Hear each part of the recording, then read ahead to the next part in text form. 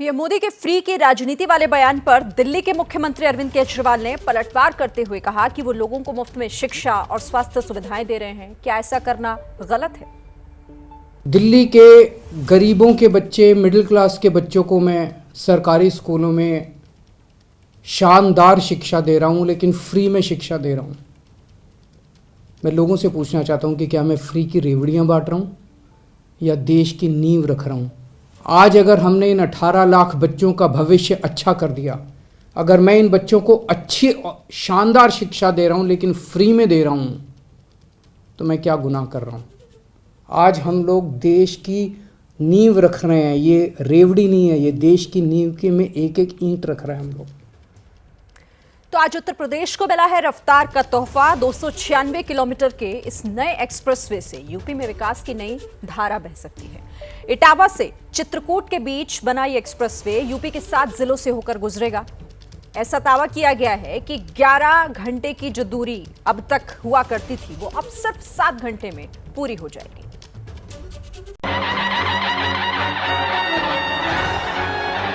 बुंदेलखंड तप तपस्या और तेज की पावन भूमि है। बुंदेलखंड की धरती, यहाँ का कण कण कर रहा है विकास का अभिनंदन। प्रधानमंत्री नरेंद्र मोदी ने आज यूपी के जालौन में बुंदेलखंड एक्सप्रेसवे का उद्घाटन किया। मंत्री महोदय,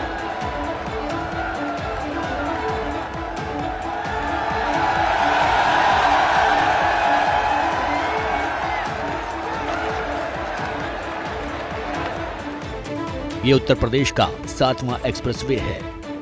इस परियोजना की नींव पीएम मोदी ने साल 2020 में रखी थी। चित्रकूट को लखनऊ आगरा एक्सप्रेसवे से जोड़ने वाले 4 लेन एक्सप्रेसवे के उद्घाटन के दौरान सीएम योगी आदित्यनाथ भी मौजूद रहे। कोरोना महामारी के बावजूद समयबद्ध ढंग से इस परियोजना को रिकॉर्ड समय में पूरा किया गया है।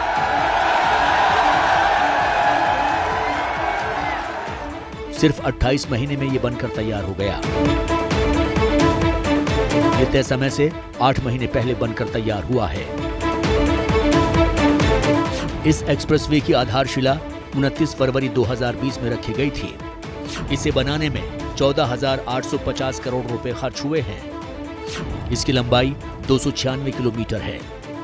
ये एक्सप्रेसवे चित्रकूट से इटावा के बीच 7 जिलों को जोड़ेगा। फिलहाल ये एक्सप्रेसवे 4 लेन का है, जिसे भविष्य में 6 लेन का भी किया जा सकता है। बुंदेलखंड एक्सप्रेसवे से यूपी के जिन 7 जिलों से होकर गुजरेगा, वो हैं चित्रकूट, बांदा, महोबा, हमीरपुर, जालौन, औरैया और इटावा।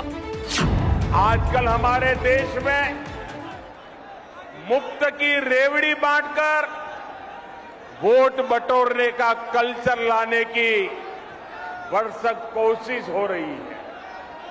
ये रेवड़ी कल्चर देश के विकास के लिए बहुत घातक है। इस रेवड़ी कल्चर से देश के लोगों को और खास करके मेरे युवाओं को बहुत सावधान रहने की जरूरत है। हमें मिलकर उनकी सोच को हराना है। रेवड़ी कल्चर को देश की राजनीति से हटाना है। बुंदेलखंड एक्सप्रेसवे यूपी के 2 एक्सप्रेसवे से जुड़ेगा।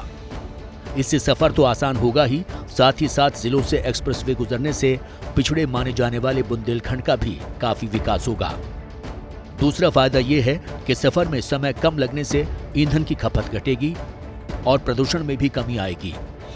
बुंदेलखंड एक्सप्रेसवे की शुरुआत के साथ ही अब यूपी देश में सबसे ज्यादा 7 एक्सप्रेसवे वाला राज्य बन गया है।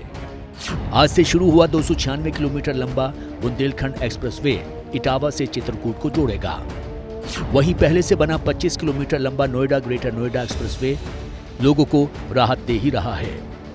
दिल्ली मेरठ के बीच 85 किलोमीटर लंबा एक्सप्रेसवे यूपी में गाजियाबाद और मेरठ को जोड़ता है, जिससे लाखों लोगों को फायदा हो रहा है। जबकि 87 किलोमीटर लंबा eastern peripheral expressway greater Noida और बागपत को जोड़ता है। ग्रेटर नोएडा से आगरा जाने का रास्ता आसान करने वाला 165 किलोमीटर लंबे यमुना एक्सप्रेसवे की अहमियत पूरे देश को पता है। वहीं 302 किलोमीटर लंबे आगरा लखनऊ एक्सप्रेसवे ने राजधानी लखनऊ पहुंचना आसान बना दिया है। इसके अलावा लखनऊ से यूपी के गाजीपुर तक जाने वाले 341 किलोमीटर लंबे पूर्वांचल एक्सप्रेसवे की वजह से पूरा राज्य अब एक सूत्र में बंध गया है। देश में यूपी के बाद सबसे ज्यादा एक्सप्रेसवे हरियाणा में हैं। वहां पर 5 एक्सप्रेसवे हैं।